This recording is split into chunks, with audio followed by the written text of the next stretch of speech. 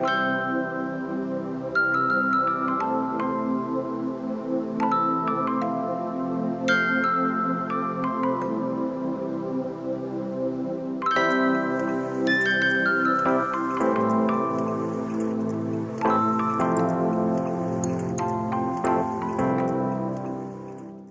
my beautiful friends. Welcome back to my channel Resilient Plants. Before I begin, I would like to thank my viewers from my last couple of videos for sharing really kind comments. Hearing from your side makes me feel I'm able to build a connection with you. So anyway, if you are a returning viewer, you must be wondering why is she still sitting in the same place wearing the same clothes? I know if I were in your place, I too would be asking that same question. Well, that's because I'm filming this right after the Hoya Crimson Princess reporting video, as I have some more time in hand as my toddler is still sleeping, and also because I have all my reporting supplies conveniently spread out. So in this video, I will demonstrate how I will be reporting my newly bought variegated hoya compacta, which looks very healthy and which I have been nurturing for the last 6 weeks. So I bought this plant from a seller on Amazon. This came all the way from California, so it was in transit for exactly 7 days, that too during the first heat wave that hit the Midwest. Anyway, ever since I received this, all I have been doing was gradually move it to higher light and simply water it every 2 weeks. So let's get started. So like I mentioned in my last video that Walmart was having a clearance sale of its planter collection, and I used that opportunity to buy a few terracotta and ceramic pots for my plants. I chose this blue pot because I feel the variegated green leaves would beautifully complement this speckled blue pattern of the pot. Moreover, this hoya is known to grow very slowly and I only have 2 vines of it. Now because of this, it's not going to cover any pot it is in very soon.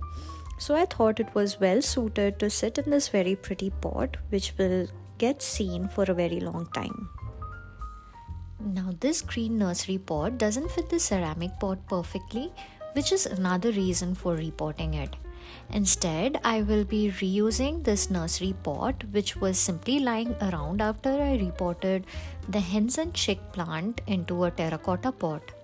Not only does this pot fit perfectly into the ceramic pot, but it is slightly larger than the current nursery pot height-wise, and so reusing this also reduces wastage and keeps this out of landfills. Moreover, there is plenty of space remaining inside below the nursery pot, which gives me room to make a self-watering system for this plant using this wick which I retrieved from my Raven's Easy pot. This is just a plastic stick with a hole on top to pass the rope through it.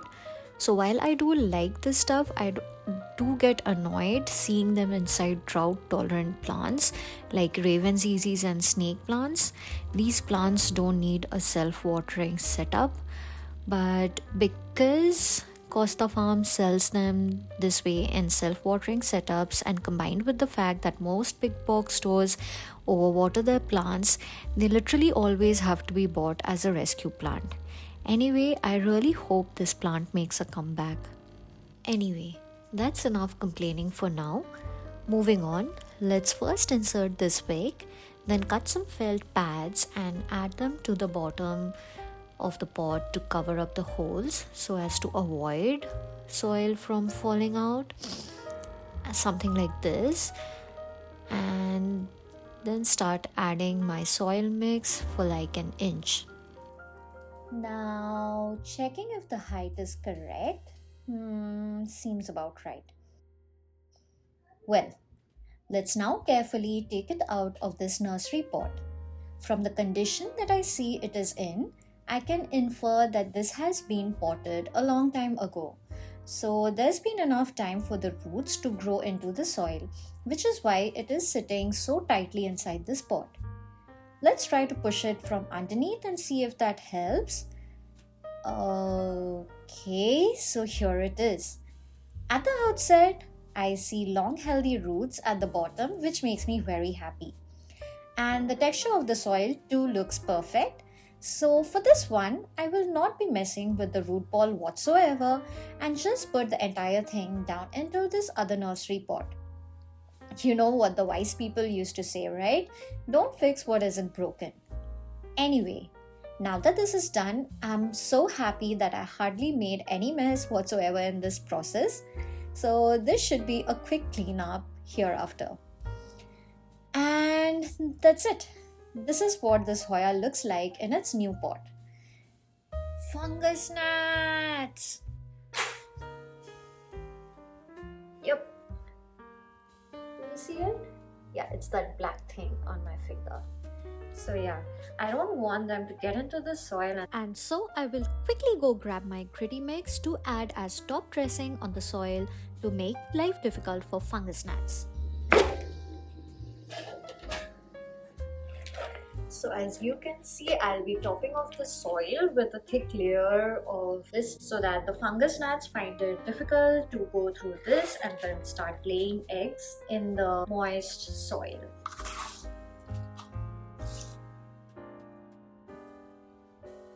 I must thank the lone fungus gnat who sacrificed his life to remind me to add the top dressing. Anyway, jokes apart, after this step, the repotting will be officially completed. Yay. Now coming to watering. So I will be watering this for the first time 3 days later. Thereafter, whenever the wick at the bottom feels dry to the touch, I will fill up this cachet pot and make use of this DIY self-watering setup. Now moving on to the lighting and the 1 month update. So like my Crassula ovata, this has been sitting 2 feet below my 24 watt Sansi grow light. As you can see, this does have an exciting update. So on this vine, I have 1, 2, 3 new baby leaves. And this leaf, which came as a tiny one, has also grown in size. I can see new growth emerging from the tip as well. On the second vine though, I can only see a tiny leaf emerging from this node. I am not surprised, as I did anticipate the growth to be slower on this vine as it had its head chopped off right from the beginning. But anyway, some growth in both vines in just 4 to 5 weeks is not bad at all. I know this from experience that I've had with my Hoya pubic calyx and Hoya crimson princess cuttings. Anyway, that's a wrap for this video. Thank you so much for staying till the end, and I hope to see you again in my next video. Please consider subscribing to get notified of future videos and also support growth of this channel. Till next time, happy plant parenting, take care, and bye-bye.